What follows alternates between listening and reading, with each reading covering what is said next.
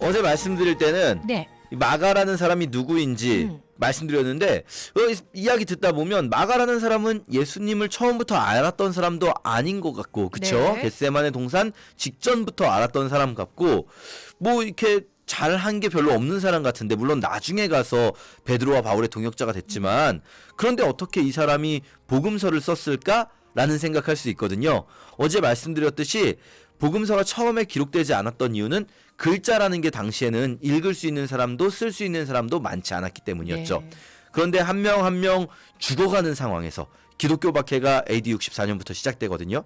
그 상황에서 글로 남겨야 할 만한 아주 절실한 이유가 생긴 겁니다. 우리가 다 죽더라도 이 글은 남아서 전달되어야 하니까요. 자, 그때 마가는 우리가 베드로전서에서 어제 말씀드릴 때 베드로가 이렇게 말했거든요. 내 아들 마가. 마가는 분명 베드로에게 배운 이야기인 것 같아요. 그걸 왜 우리가 그렇게 생각하냐면요. 마가복음을 잘 들여다보면 카메라가, 우리 다큐멘터리 생각해 보시면 네. 되는데, 카메라가 누굴 따라다니는가 이런 생각해 볼 필요 있어요. 다 같이 모여 있을 땐 카메라가 전체 모두를 찍고 있는데요. 예를 들면 예수님과 제자들이 이렇게 흩어지는 장면이 있습니다. 예를 들면 예수님은 기도하러 가시고 제자들은 배 타러 가고, 네. 이럴 때 있잖아요. 카메라는 누구를 따라가냐면요, 제자들을 따라가요. 카메라가. 네. 마가복음의 카메라. 그렇죠. 네. 마가복음의 카메라는 계속해서 예수님을 따라다니기보다는 제자들을 따라다닐 때가 더 많고요. 그리고 또 제자들이 흩어질 때 있잖아요. 그렇죠? 네. 제자들 중에서도 예를 들면 나머지 제자들은 여기 있어라. 예수님은 3명의 제자, 베드로, 요한, 야고보만 데리고 변화산에 올라가신다든지 겟세마네에 가신다든지 할 때는 또 나머지 제자들 빼고 이 3사람을 카메라가 따라가고요. 네. 3사람도 흩어질 때가 있어요. 언제냐면 예를 들면 겟세마네 이후에 예수님 체포되셨을 때 답불불이 흩어지거든요. 네. 답불불이 흩어지고 요한은 대제사장의 집 안까지 들어가고 베드로는 집 밖에 있거든요. 네. 그때 카메라는 누굴 따라다니냐면요. 계속해서 베드로를 따라다니고 있어요. 카메라가. 네. 생각해보면 베드로가 닭 울기 전에 3번 예수님을 부인한 거 누구만 알 수 있는 이야기일까요? 베드로만 알죠. 베드로만 아는 이야기예요. 그래요? 베드로와 예수님만. 그렇죠. 그런데 네. 마가는 사실 부활 이후에 예수님을 만나서 막 이 이야기를 다 들을 수도 있었겠지만, 그땐 마가가 되게 철없을 시절이거든요. 아직은. 철이 든 후에 마가는 예수님을 그렇게 만날 기회가 없었을 거예요. 이 이야기는 베드로에게 들은 이야기일 거예요. 분명히. 카메라는 계속 베드로를 따라다니고 있어요. 그리고 베드로가 내 아들 마가라고 이야기하잖아요. 네. 자, 이렇게 베드로에게 배운 이야기를 이제 글로 남겨야겠는데, 글을 쓸 때 우리도 그런 고민을 하게 돼요. 뭐 위인전이나 이런 걸 쓰시는 분들도요, 그냥 무조건 모든 이야기를 다 쓰는 게 아닙니다. 그렇죠. 모든 이야기를 다 쓰기 시작하면 한도 끝도 없죠. 그렇죠?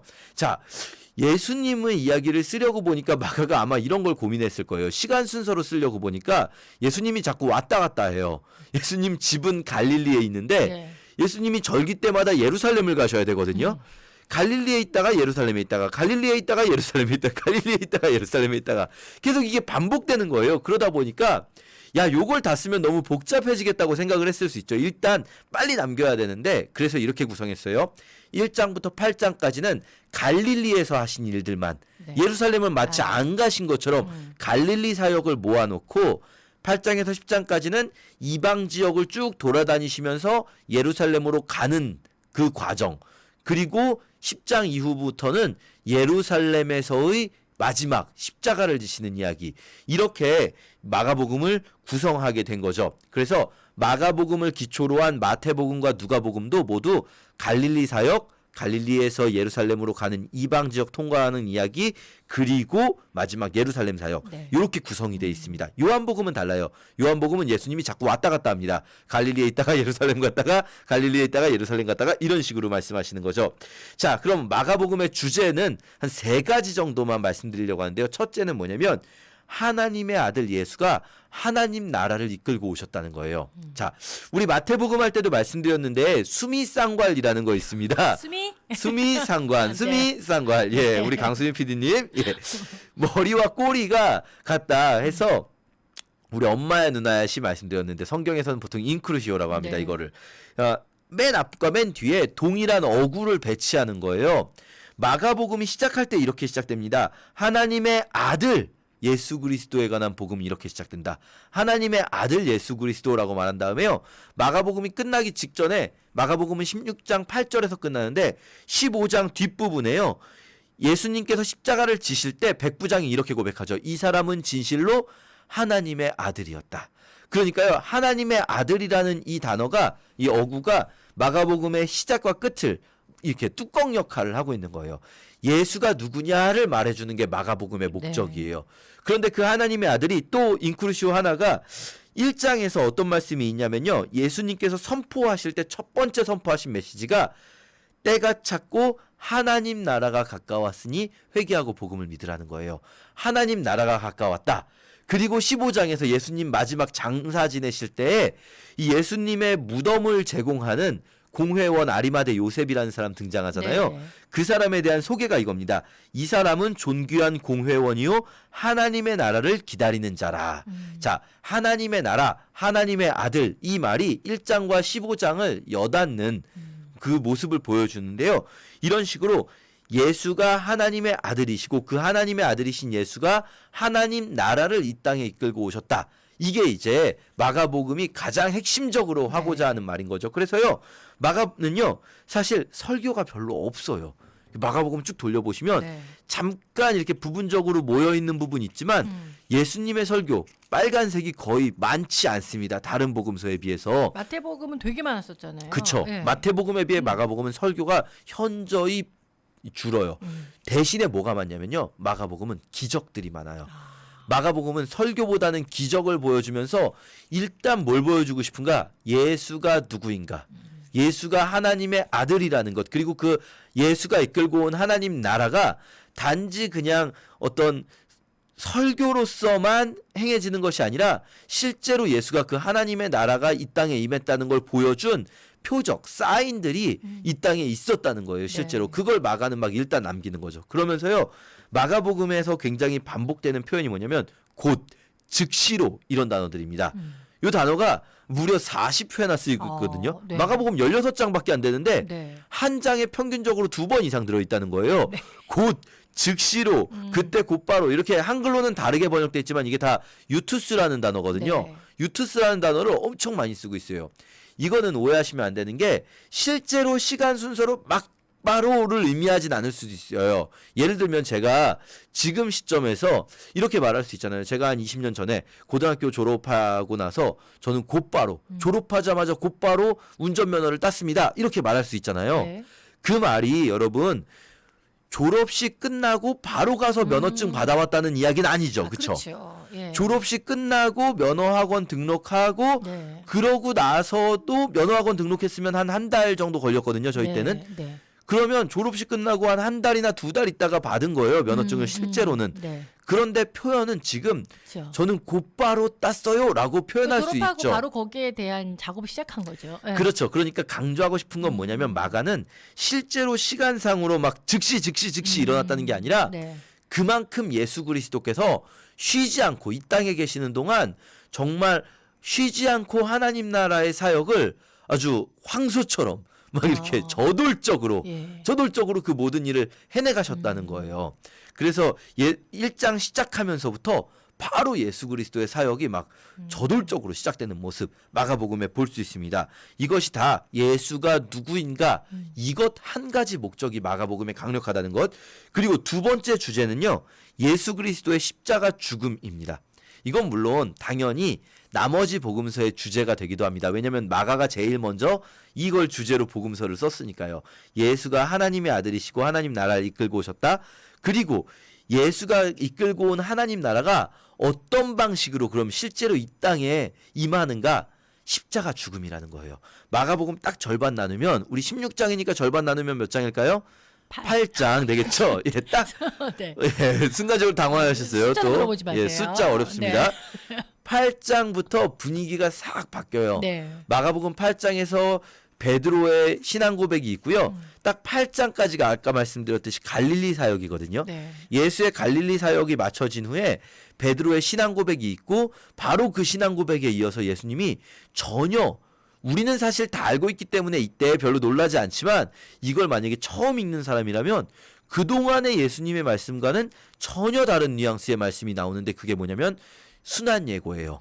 예수님 본인이 죽으시고 사흘 만에 부활하실 것을 말씀하시기 시작하시면서 나는 이제 고난을 당할 거다. 네. 이 대제사장들과 장로들에게 나는 고난을 당하고 죽을 거다. 이런 말씀을 시작하시는 거예요.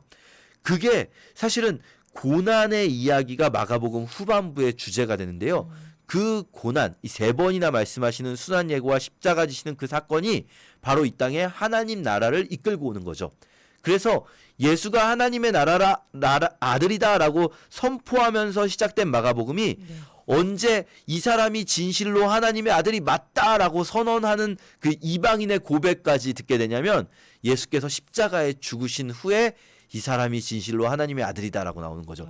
이게 좀 이상하지 않습니까? 예수가 엄청난 기적을 보여줬을 때 이 사람이 하나님의 아들이다라고 선언되는 게 아니라 십자가에서 죽으셨을 때 비로소 하나님의 아들이시라고 선언되는 겁니다. 이렇게 두 번째 주제가 예수의 십자가 죽음이라면요. 세 번째 주제는 제자도입니다. 네. 제자들은 어떻게 해야 되는가? 제자의 길은 어떤 길인가? 예수의 제자라면 우리도 그렇잖아요. 마가가 이 글을 쓰면서 마가는 당연히 의도한 게 있을 거예요. 그건 뭐냐면 이 글을 읽는 사람들에게 예수를 따르는 길이 어떤 길인지 가르쳐 주고 싶은 거죠. 그런데요, 마가가 말하는 제자의 길이 아주 극명하게 나오는 부분이 8장부터 10장까지예요. 아까 제가 8장부터 10장 뭐라고 말씀드렸는데 네. 기억하실 수 있는데요. 8장까지 갈릴리 사역, 그리고 10장까지 갈릴리에서 예루살렘으로 가는 길, 그리고 이방- 그 후에 네. 예루살렘. 네. 그럼 그 후에 예루살렘 가면 뭐죠? 십자가 지시는 거거든요. 그렇죠. 네. 그러니까 8장부터 10장까지 예루살렘 가는 길은요. 다르게 말하면 마지막으로 예수께서 제자 훈련에 집중하시는 기간이기도 해요. 왜냐하면 본인이 이제 십자가 지시고 승천하시면 이 땅에 남을 자들은 제자들이잖아요. 그렇죠. 그렇죠. 그래서 이 8장부터 10장까지 이 제자들을 아주 강하게 훈련시키시는데요. 많이 혼내세요. 8장부터 10장까지만 보면 제자들은 맨날 혼나고 있어요. 예수님한테. 재밌는 거는 마가복음이 글을 쓸 때 마가가 많이 사용하는 구조가 샌드위치 구조라고 해요. 우리 아침은 또 샌드위치로 많이들 드시는데 샌드위치 어떻게 생겼냐면 빵 2개 사이에 요 야채와 햄이 들어있잖아요. 네. 그렇죠? 샌드위치는 빵보단 역시 햄이 중요하지 않겠습니까? 예, 저의 개인적인 취향입니다.만 그렇습니다. 이게 네. 뭐냐면 샌드위치 구조는 같은 사건 사이에 혹은 비슷한 두 사건 사이에 다른 사건들을 껴넣어서 이 두 개, 겉 껍데기와 안의 알맹이가 함께 먹어야 맛있는, 함께 읽어야 의미가 제대로 해석되는 거예요. 예를 들면 마가복음에 이런 이야기 있습니다. 2장에 중풍병자 스토리 있거든요. 예수님께서 중풍병자 고쳐주시는 이야기. 근데 그 사이에 예수님과 이 바리새인들의 죄사함 논쟁이 들어있어요. 그러면 어떻게 읽으라는 거냐면 중풍병자를 고쳐준 이야기를 그냥 단순히 병자 치료가 아니라 예수께서 죄사함을 하실 때 네. 우리는 중풍병자 같이 스스로의 죄 능력이 아무것도 없다는 거예요. 스스로 움직이도 못하는 자. 그것이 죄사함에 관해서 알려주시는 메시지죠. 또 회당장 야이로의 딸을 고쳐주러 가시는 길에 네. 우리 딸이 병들었어요 고쳐주세요 해서 가시는 길에 어떤 여인이 혈루병 여인이 나음을 없거든요. 네. 옷을 만져서. 네, 네. 그리고 다시 회당장 야이로의 딸이 죽었다는 소문을 이야기를 듣고 고쳐주러 가시죠. 자, 야이로의 딸 이야기 사이에 혈루증 여인 이야기가 들어가 있는데 이 혈루증 여인이 12해 동안 고생을 했거든요. 네. 야이로의 딸 12살이었어요. 오, 그리고 혈루증 여인에게 주님이 뭐라고 말씀하셨냐면 딸아 네 믿음이 너를 구원하였다 말씀하세요. 네. 그리고 야이로의 딸이 죽었다는 이야기를 들었을 때 예수께서 야이로에게 물어보시죠. 네가 믿느냐? 그럼 무엇이냐? 우리의 이런 모든 문제를 해결하는 핵심은 혈루증 여인이 막 나와서 노력을 했다. 이런 용기가 있었다. 이런 게 아니라 믿음이 있었다는 거고요. 야이로에게도 믿음을 요구하시죠. 12이라는 숫자는 완전히예요. 아. 이 혈루병 여인도 완전히 병들어서 아무도 고칠 수 없었고요. 이 딸 12살 된 딸도 완전히 죽은 것 같았어요. 그러나 예수님의 믿음을 보시고 완전히 죽은 그들을 살려주시는 거죠. 이런 식으로요. 뭐 무화과 나무 사건 사이에 성전 정화 사건이 네. 들어가 있고요. 성전 정화 사건 그러니까 이렇게 열매 없는 신앙인들을 책망하시는 그 사건을 열매 없는 무화과 나무 사건과 함께 읽게 하시고 이런 식으로 네. 샌드위치 구조가 있는데 8장부터 10장까지 굉장히 큰 샌드위치가 있어요. 뭐냐면 8장에 이 벳세다의 맹인이 있고요. 10장에 여리고의 맹인 바디메오가 나옵니다. 그 사이에 이 맹인과 맹인 사이에 제자들이 3번 예수님께 혼나거든요. 3번 제자들이 실패가 나오고요. 3번 예수님의 순환 예고가 나와요. 그런데 이 제자들이 실패할 때마다 예수님이 혼내실 때 뭐라고 말씀하시냐면 이렇게 말씀하세요. 너희가 보기는 보아도 보지 못하는 자다. 맹인 아닙니까? 자, 이 벳세다 맹인 사건이 특이한데요. 요거 마가복음에만 나오는 이야기입니다. 벳세다 맹인 사건에서요. 이 예수님께서 맹인을 고쳐주실 때 여러분 요거 생각해 보신 적이 있을 거예요. 벳세다 맹인은요. 아주 독특하게도 한번 치료를 해주셨는데 뭐가 보이니 했더니 사람이 보이긴 보이는데 나무 같은 것들이 걸어가는 것처럼 맞아. 보인다고 네. 잘 안 보인대요. 네, 한 그러니까 번에 예수님이 한 번 더 해주시거든요. 네. 여러분 생각해보면 굉장히 이상한 거예요. 예수님이 한 번 더 하실 수 있을 것 같은데. 예수님은요 보통 이렇게 안수도 안 해주세요. 보통은 말로만 어머. 야 눈 봐라 그럼 보이는 거예요 그냥. 그렇죠. 그 에바다 이런 막 다 보이고 죽은 사람도 일어나라 그럼 살아나거든요. 그런데 이날은 막 안수해주고 막 침 뱉으시고 막 눈 비비고 막 이랬는데도 한 번에 안 된 거예요. 그러네. 이거 어떻게 읽어야 됩니까? 이거를 보고 우리가 예수님이 이날따라 조금 배가 고프셨나 진지를 못 잡수셨나 아니면 뭐 이날따라 새벽 기도를 빠지셨나 이렇게 생각할 수 없잖아요. 그렇죠? 네. 이건 뭐냐면 예수께서 이 기적을 통해서 하나 보여주고 싶으신 게 있는 거예요. 뭘 보여주고 싶으실까 생각해 볼 때 이 그 다음부터 쭉 이어지는 이야기가 제자들 이야기거든요. 제자의 길은요. 한 번에 완성되지 않을 수 있는 길이에요. 한 번에 안 고쳐져요. 예수님 죽은 사람도 한 번에 살리시지만 제자들은요. 한 번에 안 돼요. 계속 혼내시고 그런데 그렇다고 해서 예수님이 한 번에 안 되면 야 너는 안 되겠다. 야 너는 한 번에 안 되는 걸 보니까 아주 싹수가 안 된다 하면서 돌려보내시지 않고 다시 한번 기도해보자. 다시 한번 해보자. 이렇게 제자가 그 길을 걷게 된다는 거예요. 그러면서 8장과 10장을 제자도에 대한 아주 중요한 말씀으로 감싸고 있습니다. 네. 누구든지 자기 목숨을 버리고 심지어 10장에서는 자기 재산이나 자기 가족까지도 버리고 전토나 친척이나 아비나 어미나 이 형제나 자매를 버리고 예수를 따라야 된다는 거예요. 이 십자가를 지는 길은 뭐냐면요. 자기 목숨까지도 버리고 따라가는 길. 그 길이야말로 제자가 걸어야 할 길이다. 이렇게 제자의 길에 대해서 말씀하십니다. 네. 우리 이렇게 마가복음의 주제 생각하면서 읽으면 좋겠습니다.